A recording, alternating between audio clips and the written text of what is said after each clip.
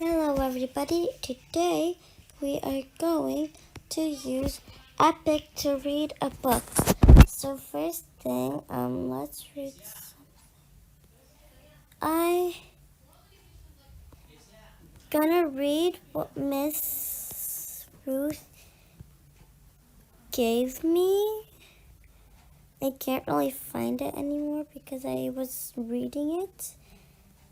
But let's go see.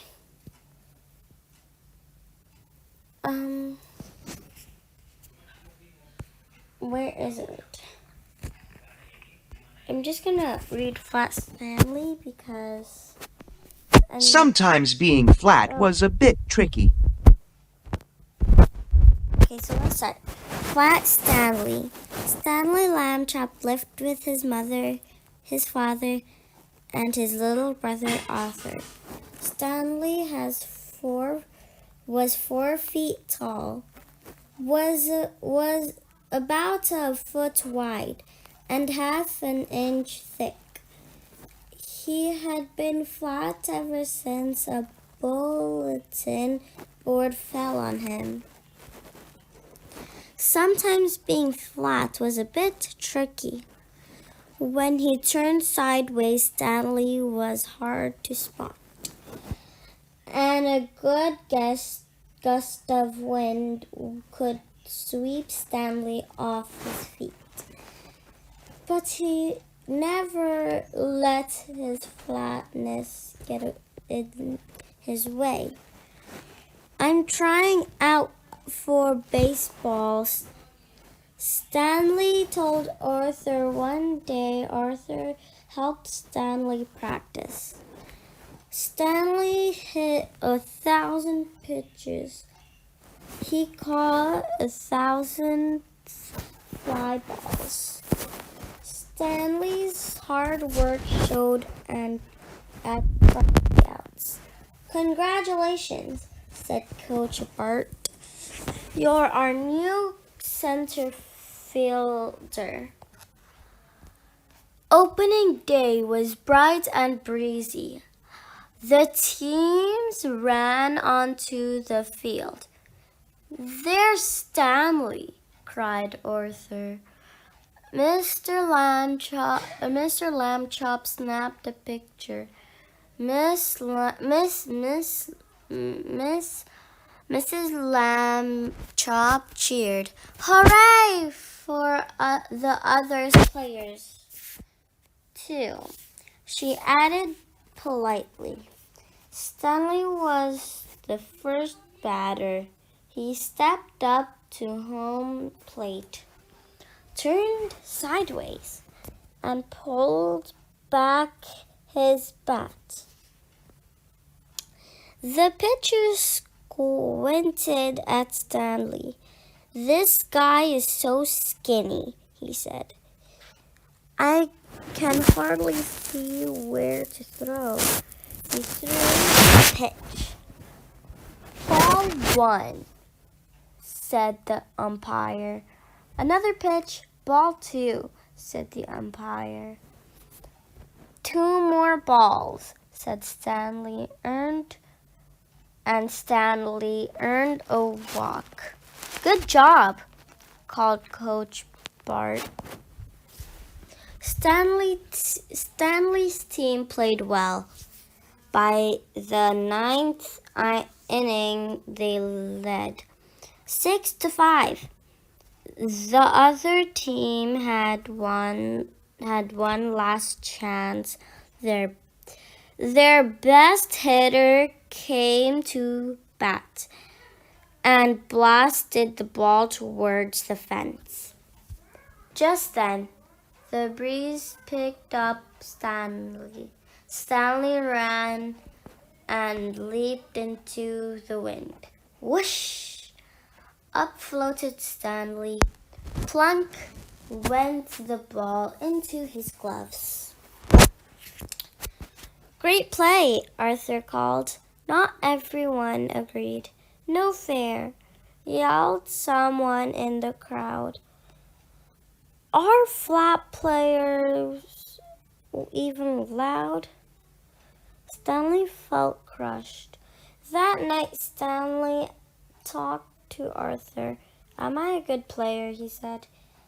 And not just because I'm flat, but how can I prove it? I think I know a way, Arthur said. The day of the second game was bright and breezy again, but something was different. Stanley gasped Mrs. Lambchop. Her son was not flat. He was bursting out of his uniform. Mrs. Lambchop gasped again. My nice clean laundry and a sock stuck out of Stanley's collar. A purple frilly blouse trailed from his pants leg. That's my favorite one, Mrs. Lambchop said.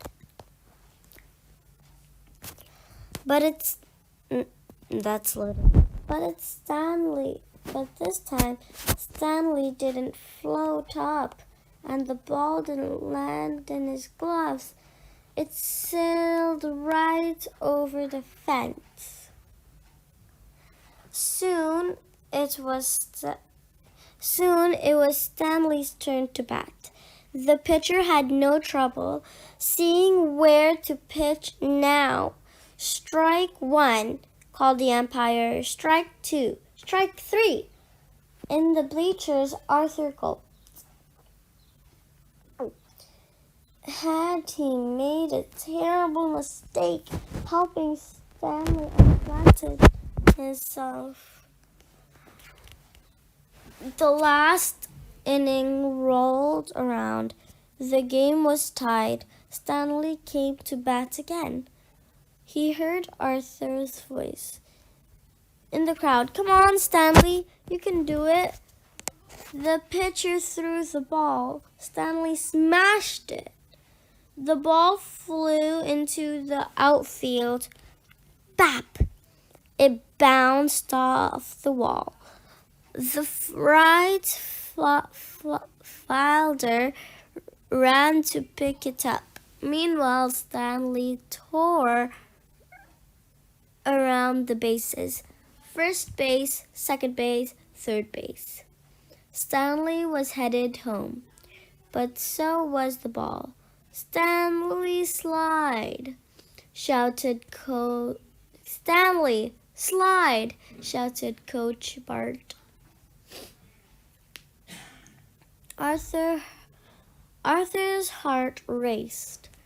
If Stanley was still flat, he could slide easily under the catcher's glove. But how? Stanley stretched out his arms and dove onto home plate. There was a swirl of dirt and socks. Then the umpire spread his arms. Safe, he called. Woohoo! Arthur hollered. Mr. and Mrs. Lambchop clapped so hard their hands hurt. No fair, yelled someone in the crowd. Look at the muscles on that kid. Are players that big enough, loud? Stanley grinned. Not many socks next time, Mr. Lambchop called down to Stanley. And Mrs. Lambchop looked at Arthur and no blows. See you next time.